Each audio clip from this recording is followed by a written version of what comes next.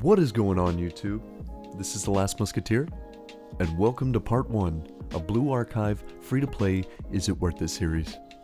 So, initially I put out a poll about 2 days ago from the moment I'm doing this recording, but this game won by a landslide. It was between Blue Archive and Counterside, and a lot of people actually turned up to vote, which I'm very excited to see. I thank you all for your support and for helping me decide on what to play next. So this one did win, as you see here, so we are going to get right into it, guys. And I also did add some new music. Hopefully you enjoy. I know it can get tiring to hear the same thing over and over again, so let me know what you think. But either way, the animation of this game is actually really cool. I do like the art style. I do love the 3D style, and also that it's mainly based around guns. Military equipment is interesting as well, because these are, at least as far as I can see so far, basically school students. So regardless of how they draw them, let's keep it a little friendly in the comments. I've got my eyes on y'all, so just know that I am watching. But anyway, getting into this, I love the fact that there is actual cover in these maps, instead of it just being everybody lines up and kind of like an idle style where you just watch it go and they line up and shoot each other. No, this one you actually have cover to hide behind, so planning how things go accordingly is very important for your actual lineup. Now there's also a lot of other things that is involved in this game. There's a lot of story that comes in between each mission, which is good. I'm always a big fan of story, and I'm excited to see what this one has in store, whether or not it's going to be good or not. But when it comes to the overall experience, so far I am very much enjoying it. I do really like the style of how this is played out. And I will say, I played this on BlueStacks. It seems like it has a bit of a lag issue when it comes to switching in between the gameplay and doing these mini cutscenes. So maybe it's just something with mine. Maybe I have to adjust some settings. I'll try to figure it out. If somebody has an idea of what's going on with it, let me know down in the comments. I would very much appreciate it. But while we're doing this, I was actually live streaming this in my Discord, and I'm going to link the Discord server in the description, so if people want to join, we have set up a Blue Archive section in there now for everyone that wants to join in that. But I actually had a lot of fun streaming this, and it was actually a decent amount of time that I did it. I think it was an hour and a half, maybe 2 hours by the time I was done doing the intro. There was a lot of things to get through, a lot of story actually, but we're moving on to the recruitment tab. The most exciting thing to see is whether or not I will actually get some good units. And right away, I don't know if this is a normal thing. It probably isn't. It's probably random how it goes, but I did get a 3-star. So I would have to imagine anyway, they're going to give you a 3-star right off anyway, but I got 2 of them. Not just one, I got 2. And one of the characters seems to be extremely good. Now this one seems to be decent because she does a damage over time effect with the poison vial that she has there, which is really cool. But the other one I was actually more excited about because she uses a machine gun, and it is insane to watch that skill go off because everything just gets wiped off the screen. But I am noticing that it is based off a 1, 2, and 3-star system. So that's usually good to see, because a lot of times when it comes up to the 6-star variants of games, it'll be like 1 through 6. So there'll be a lot more to get, and tends to be a lot of ones that don't get used and normally takes a long time to level up to 6, so it's good to see that it only goes up to 3. And as far as the duping and all that, I'm not exactly sure how that works yet, but I'll talk a bit more about some of the things I do like that I saw in the shop later on. But the last one I pulled there, that is the one is probably my favorite character so far because of just the insane amount of clear potential that she has. But going into my first mission, my first main mission without the guide, well, it is still helping me figure out what to do. That I can kind of talk about what I'm seeing.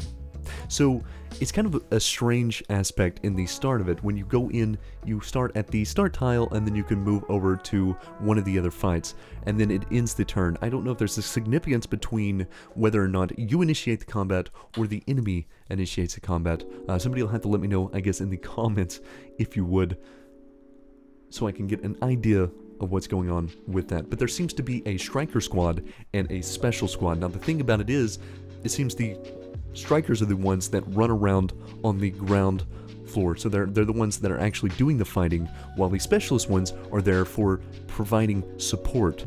Basically, in a sense that while they aren't actually on the ground fighting, they're there for mainly their skill usage. So I'm gonna have to figure out exactly the best combination for things like this. Now, I don't know if it's a situation where if one of your units goes down, they get swapped in.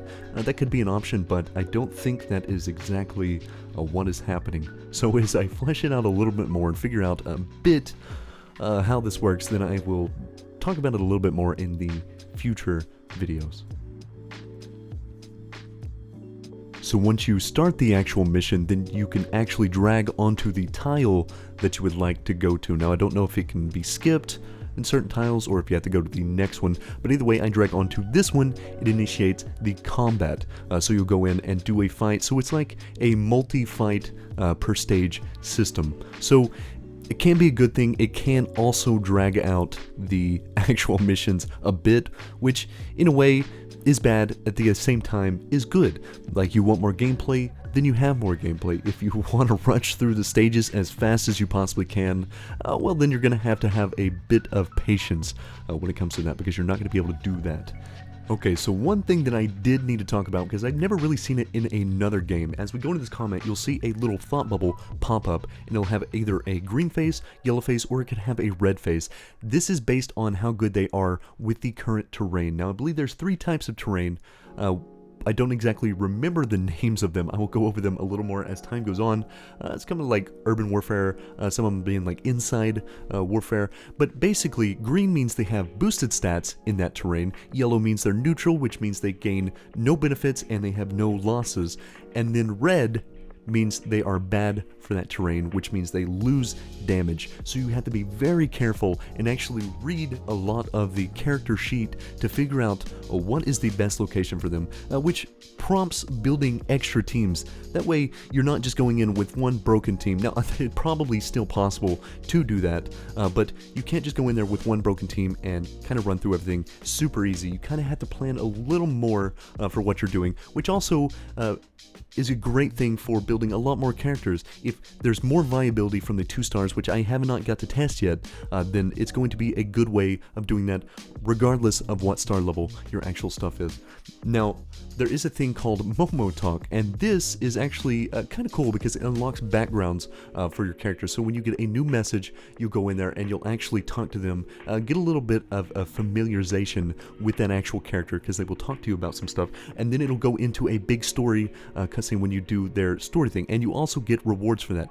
You get some of the gems that you use for spending for stuff like summoning or that whatnot, the harder things to get, but also you get a background. At least for this one, I did shows a background of Yuka, and I didn't swap here, but there is the option to do that later, and I will use it as the thumbnail actually, so you'll get to see what that looks like. But going into the mail, as I do in every startup of these, is the most fascinating thing to see, because you always get to learn just how generous a game is based on their mailing system. So in this one, I actually got a ton of the summoning currency, so I'm very excited to see that. They gave me a bunch of that. They gave me a bunch of the stuff that you use up, which is basically gold. It's called credits in this game, so I'm going to have a lot of options as far as leveling. They also give me a bunch of high-level materials, so it's always good to see. Very well done with how they did that. Now, while there's a slight bit of downtime, I do want to talk to everybody that may be a new watcher for me. When it comes to the free-to-play Is It Worth It series, it lasts for about a month, roughly 30 days of gameplay. I will go over things, and I'll do it in a 5-part series. The first 4 vids, the very first vid is going to be just the first day. The 4 after that are going to be the next weeks after that. So it runs on for about 30 days, and I usually get at least an hour a day, and I try to push it a little further than that if I possibly can. If I like the gameplay enough, I will then add it to my rotation. I just have to make sure that I don't overburden myself with all the different things going on. But I'm just looking at the stats and the actual skills of the students that are from the limited summons, as I will call them. I don't know exactly when they get added to the regular rotation, but these are ones that are up for the special summon, the extra rates. So the main thing is, I do not look at guides, I do not look at walkthroughs, I do not look at tier lists, so everything I do in this are actually blind runs. So if you do have any help that you would like to give me in the comments, I do use those. And also, if you do join the Discord, you can let me know in the Discord anything you want to help me with. I'm perfectly fine with that, because I think that as a community project, that is acceptable for me to use as actual help.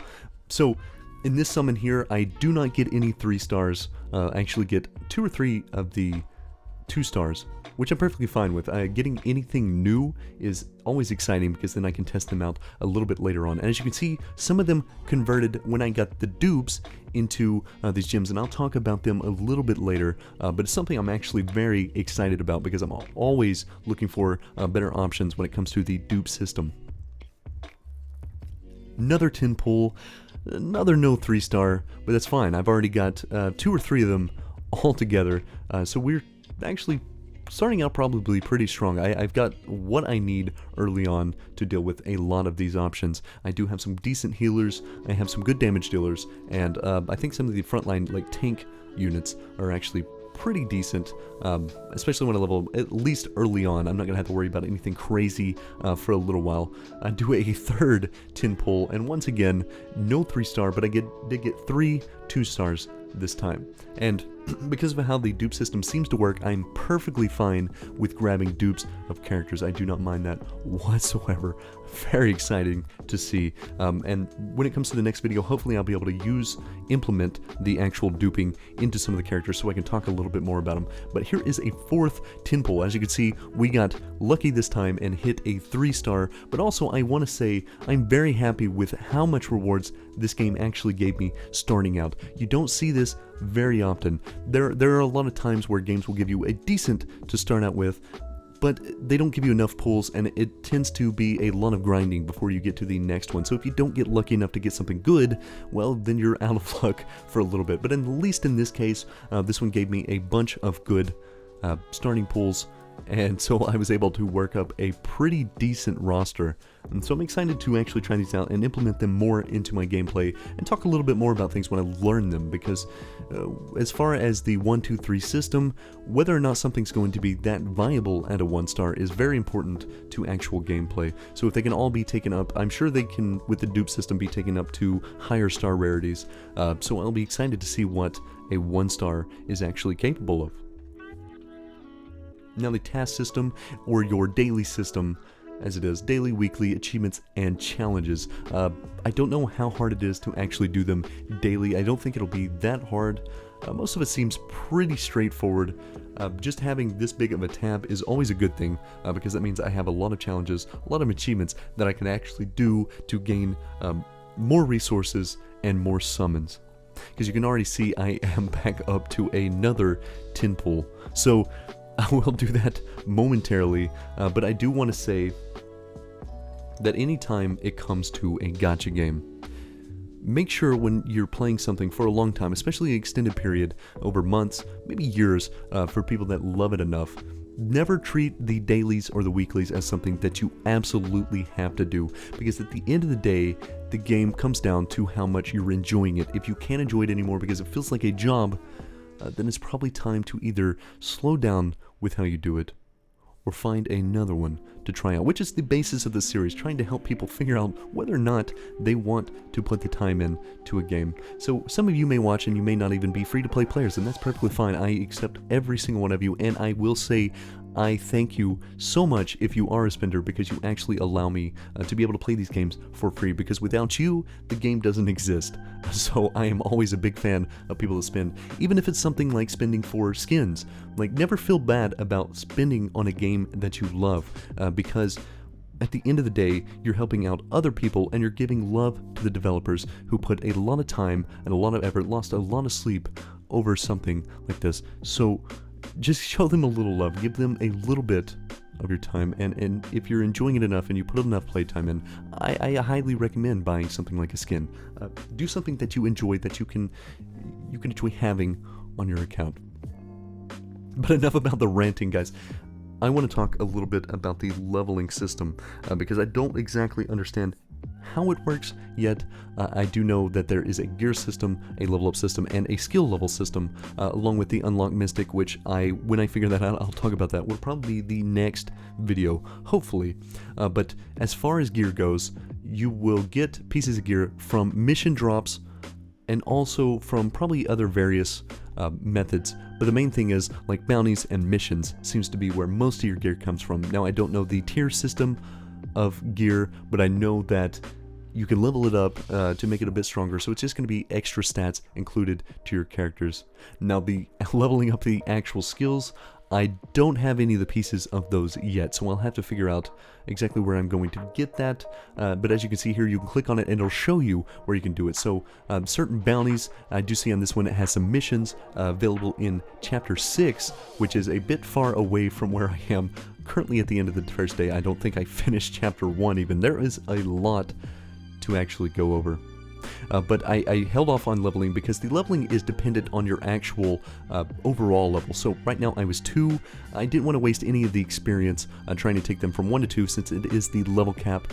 I was afraid they would actually do some wasting, and as a free-to-play player, it is important, it is paramount that you save as many supplies as you actually can. And I pulled Serena 3 times in a row, so you'll see me pause for a second because I was actually laughing about it in the when I was streaming in Discord. I walked away from the computer for a second.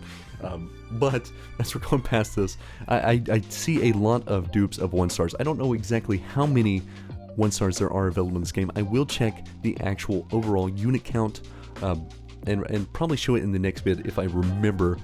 But I have got a lot of dupes of them. They don't give very many gems, which is unfortunate, but at the same time, if you're getting a bunch of the dupes of the 2-stars, that is going to give you a lot more gems, and especially if you get 3-star dupes, giving you not only the gems for the dupe of the character that you had, but also the random ones that you can spend for anything, as I'll go over later. And here, I was at level 5. I skipped some of the stuff because I didn't want to make this video too long, so here I am at level 5. I can actually take them all up to level 5 and give them an increase in stats. So you can see there, nothing crazy as far as the upgrading of the actual character, but all the stats are very important. So regardless of what you're doing, make sure you're keeping them up as high as possible so that you're able to clear as fast as possible.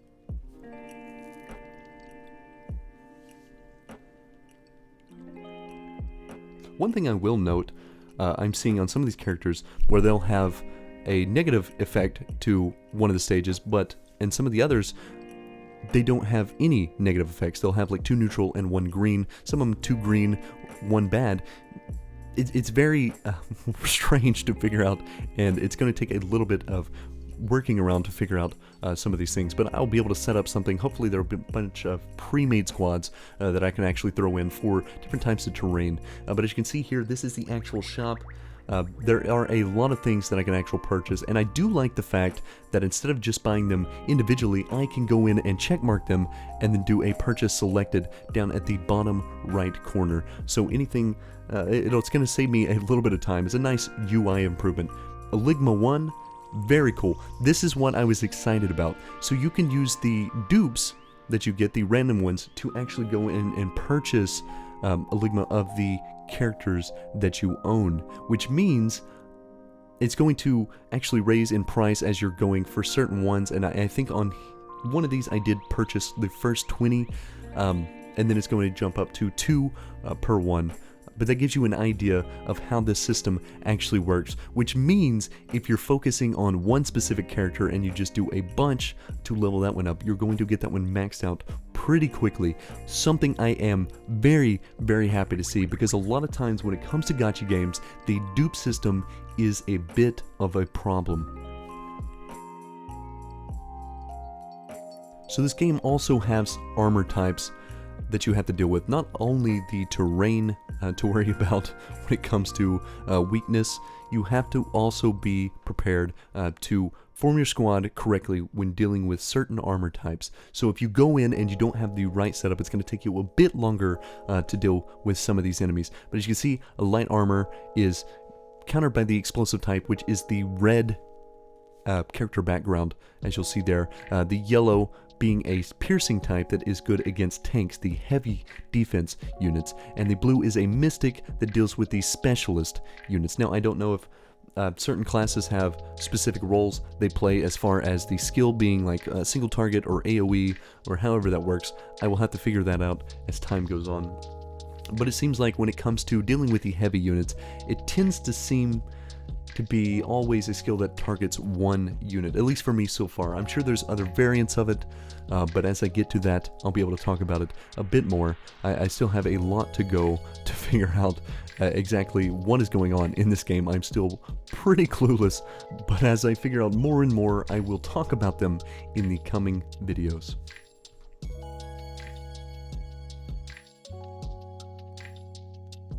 Alright, so we're coming to the end of the video, guys.